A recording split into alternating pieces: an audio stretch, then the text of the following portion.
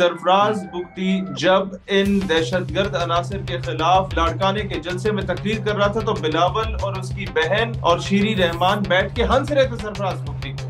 ये जो निकलता था ना अमेरिका का ये इब्राहिम लिंकन बेबी बेड़ा, ये आधी दुनिया की रिजीम चेंज कर देता था घर पहुंचने से पहले। लेकिन ये इंशाअल्लाह ताला ईरान के मुकाबले में गर्क होके आएगा इंशाअल्लाह ताला। सबसे पहले डोनाल्ड ट्रंप ने वेनेजुएला के सदर पकड़ा, दुनिया की तवज्जो उधर चली गई। फिर एप्स्टीन फाइल्स खुली, फिर पूरी दुनिया की तवज्जो हटाने के लिए गजा पीस बोर्ड बना के कि एक दो हफ्ते तो यही डिस्कस होता रहेगा कि ये सही है ये गलत है। फिर दुनिया की तवज्जो हटी, फिर ये कहते हैं हमारा बहरी बेड़ा निकल आया और अब वो ईरान पे हमला करने का हम लोग सोच रहे हैं। अब दुनिया की तवज्जो हटा रहे हैं, लेकिन एक चीज ये सुन लें, इस वक्त ईरान अगर अमेरिका इसराइल के खिलाफ खड़ा है तो ईरान अपनी तर्जुमानी नहीं कर रहा, ईरान मेरी तर्जुमानी कर रहा है, पाकिस्तान की तर्जुमानी कर रहा है, सऊदी अरब की तर्जुमानी कर रहा है, वो यमन की तर्जुमानी कर रहा है, वो लेबनान की, वो एक एक मुसलमान की तर्जुमानी कर रहा है। अस्सलाम वालेकुम नाज़रीन, मुअम्मर कज़ाफ़ी तो फिर हाजिर है नए दौर के प्लेटफॉर्म से। नाज़रीन, हमारे बड़े ही प्यारे गेस्ट शहीद हैदर सियालवी साहब हमारे साथ मौजूद हैं। अस्सलाम वालेकुम सर, क्या हाल है आपके? वालेकुम अस्सलाम, थैंक यू वेरी मच। बड़ा करम, अल्लाह का करम। बिल्कुल।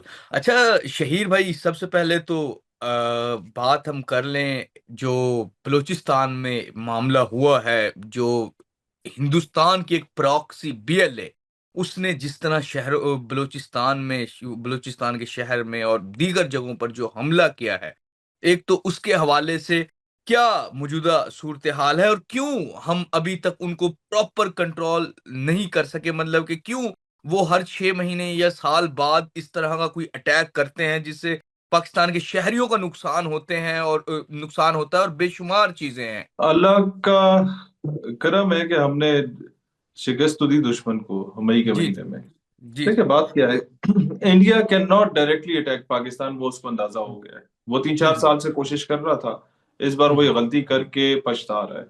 अब हुँ, हुँ, वो इनडायरेक्टली ही आप पे अटैक करेगा जब भी करेगा, और वो कर रहा है, हुँ, और वो डेली बेसिस पे कोशिश कर रहा है। अब मैं आपसे जो अर्ज करना चाहता हूँ वो क्या है, आपका हुँ, सवाल बड़ा टेक्निकल है कि क्यों ऐसा होता है कि हर 2 4 6 महीने के बाद ये लोग निकल आते हैं। हुँ, सर, ये हमारी बदकिस्मती है कि पाकिस्तान में एक भी सियासी या मजहबी जमात जो है वो मुहिब वतन नहीं है।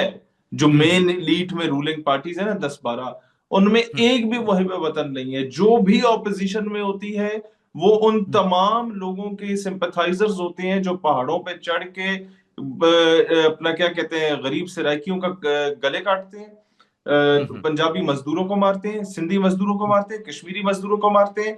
At the end of the day उसे लसानियत का एक लिबादा ओढ़ देते हैं और उसके बाद मुल्क तोड़ने की बातें करते हैं। ये उनके जलसों में जाते हैं। पहले हुँ, मरियम नवाज जाती थी, पहले इमरान खान जाता था, अब हुँ, हुँ, नवाज शरीफ की सारी फैमिली जाया करती थी, हुँ, अब हुँ, जरदारी की सारी फैमिली जाया करती थी। आपका sitting chief minister Balochistan Sarfaraz Bugti जब इन दहशतगर्द अनासर के खिलाफ लाड़काने के जलसे में तकरीर कर रहा था तो बिलावल और उसकी बहन और शीरी रहमान बैठ के हंस रहे थे सरफराज बुगटी पे। हुँ, हुँ, वो हुँ, खुद उस पार्टी का मेंबर है। आप खुद अंदाजा लगा लें कि ये पार्टीज खुद इनको प्रोमोट करती हैं, नाम नेहाद दहशतगर्द तंजीमों को। इस बेस पे अवाम की सिंपैथी ली जाती है, और हुँ, सिंपैथी लेने के खाते में एक आम सादा लो बंदा जो फेसबुक टिकटॉक यूज करता है वो देखता है कि ये तो रियासत बड़ी जालिम होगी, लिहाजा बिल्कुल, बंदूक बिल उठाओ, गरीब मजदूरों बिल को कत्ल करो। बिल्कुल। अच्छा, ये एक ग्राउंड रियलिटी है। बिल्कुल, बिल्कुल। अच्छा सर, दूसरी जानिब हम बात करें, जो अमेरिकन एक बहुत बड़ा बहरी बेड़ा है, वो ईरान के करीब पहुंच भी गया है, जिसका इब्राहिम लिंकन नाम है, और डोनाल्ड ट्रंप ने भी धमकी दी है ईरान को। और मौजूदा सूरत हाल में ईरान पर इस तरह है जिस तरह के इसराइल और अमेरिका मिलकर टूट पड़ेंगे, एक जंग की सूरत हाल बनी हुई है।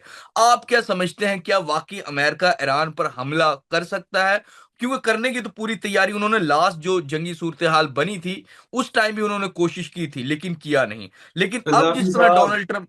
जी, जी। सुने, मैं आपको बताऊं, अमेरिका को किसी पागल कुत्ते ने काटा है? वो अचानक ईरान पे दोबारा हमलावर होने का सोच रहे पिछले 2 हफ्तों से। क्यों भाई, ईरान ने क्या किया है?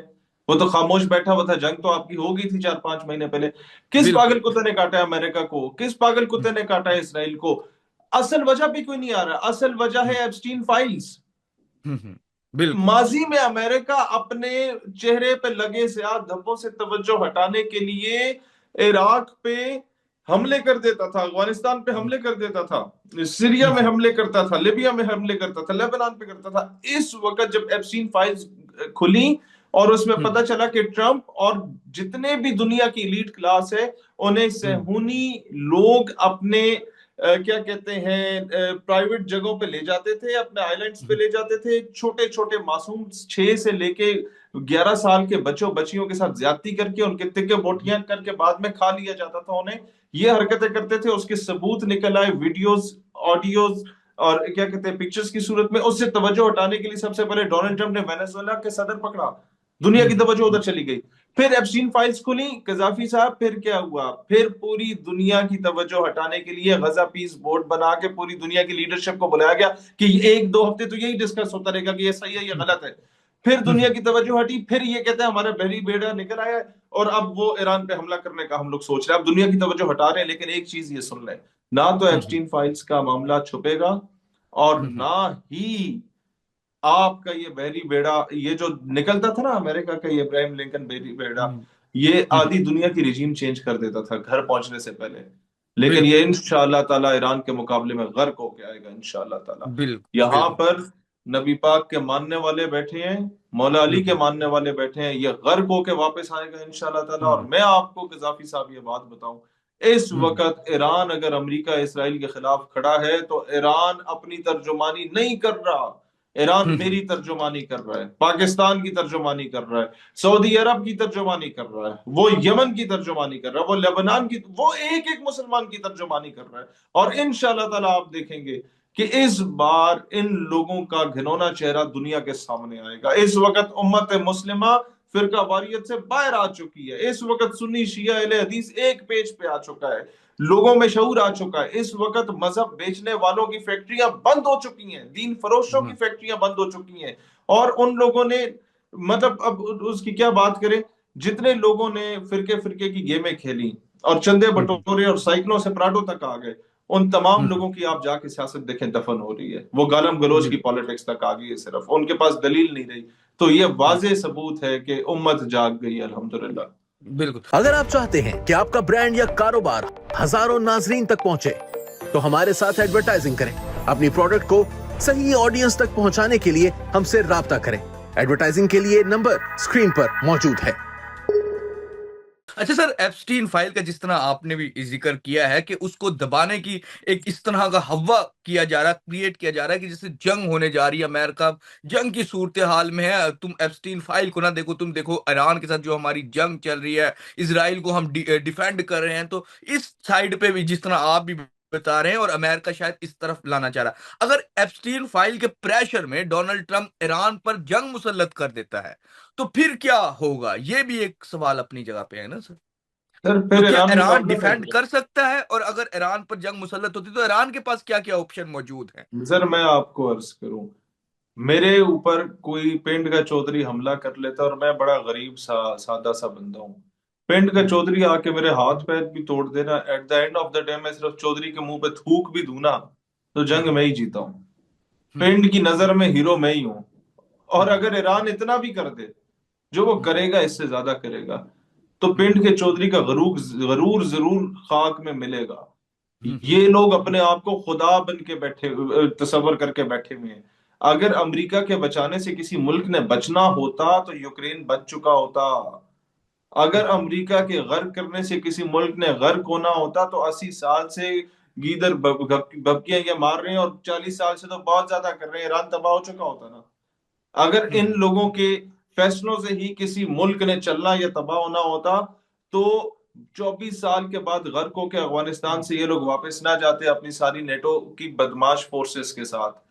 ये चीजें आज नहीं तो कल दुनिया को हकाइक का अंदाजा होगा। 70% से ज्यादा अमरीकी जो पहले कभी प्रो पैलेस्टाइन नहीं थे, आज प्रो पैलेस्टाइन हो गए।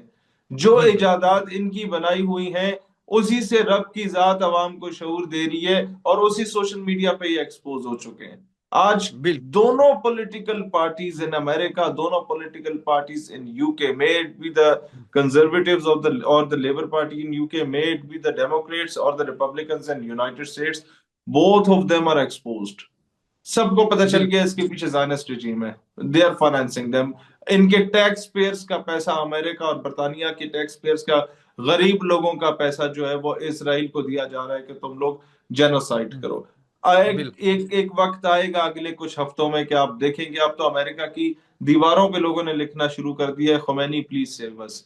मतलब आप ये देखें, जिस लोगों से नफरत सिखाई गई थी उन लोगों से वो मदद मांग रहे हैं कि इस डिक्टेटर से हमारी जान छुड़ाओ। बिल्कुल तो इंशाल्लाह मैं बड़ा पुरउम्मीद हूं कि ये इन लोगों की सफाकियत खत्म होगी और अमेरिका एक पुरअमन मुल्क बनेगा इंशाल्लाह बिल्कुल ताला। बिल्कुल। अच्छा, और जिस तरह वो बदमाशी ईरान खत्म ने होगी। जब लास्ट टाइम जंग की सूरत हाल बनी थी तो ईरान ने ये कहा था कि हम हमारे पास कुछ ऐसी चीजें हैं, हम उनको इस्तेमाल भी कर सकते हैं। और बहुत सारे डिफेंस एनालिस्ट तो वो कहते हैं कि शायद ईरान ने अंदरूनी तौर पर मिसाइल की टेक्नोलॉजी में तो ईरान बहुत आगे चला गया, लेकिन जो यूरेनियम और एटमी हथियार की बात करते हैं कुछ हद तक उसमें भी कामयाब, जिसे कहेंगे एक डेड किस्म का एटमी हथियार उन्होंने बना लिया है। और उससे भी जो ताबकारी होती है, जो चीजें होती है, वो बहुत बड़े लेवल पर होती हैं।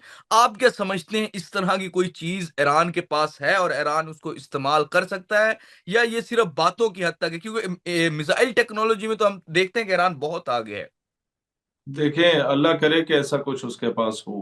और जहां हम्म, तक बात यह कि आप ये दावा कर रहे हैं कि हम ईरान से ये न्यूक्लियर टेक्नोलॉजी खत्म करना चाहते हैं क्योंकि दुनिया के हम्म, अमन को खतरा है, तो ईरान ने तो कभी भी हिरोशिमा नागासाकी पे एटॉमिक बॉम्ब्स नहीं फेंके। हम्म, ईरान ने तो कभी भी अफगानिस्तान पे, लेबनान पे, सीरिया पे हमला नहीं किया है, तो अमेरिका ने किया। अगर आप चाहते हैं दुनिया पुरअमन फिजा में रहे और दुनिया से न्यूक्लियर एसिड्स खत्म हो जाए, मैं सबसे बड़ा इसका हामी हूँ, but it should hmm, start from America and Israel.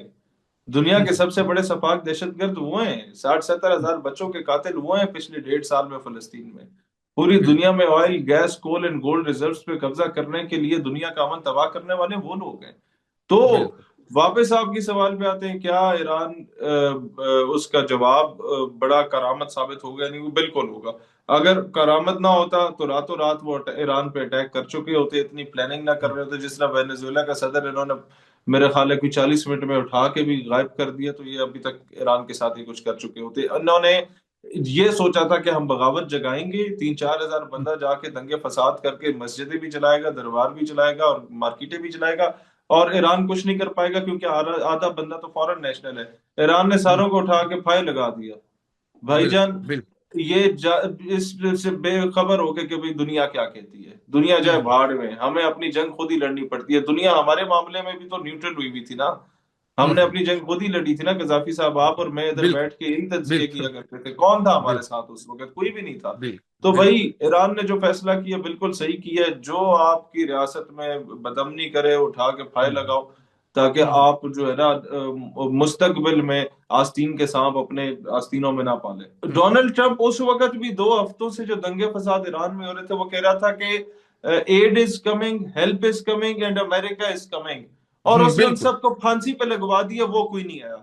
ये वो नहीं आया, 3 साल से ये उल्लू का पट्टा यूक्रेन वालों को कह रहा है, aid is coming, help is coming and America is coming, और पूरा यूक्रेन तबाह करवा दिया। रूस के हाथों ये नहीं आया। मैं हम्म, समझाना चाहता हूं पूरी दुनिया को और अपने ऊपर बैठे हुक्मरानों को भी कि तुम्हारी मदद को भी नहीं आएगा।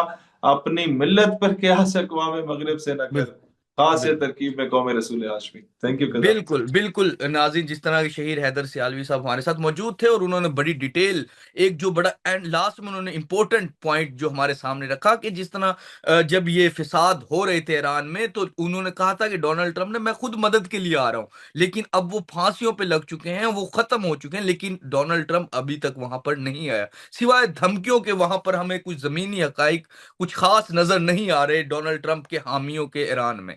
तो फिलहाल के लिए नाज़रीन, नया दौर से मोहम्मद कज़ाफ़ी को, शहीद हैदर सियालवी साहब को इजाज़त दीजिए। खुदा हाफिज़।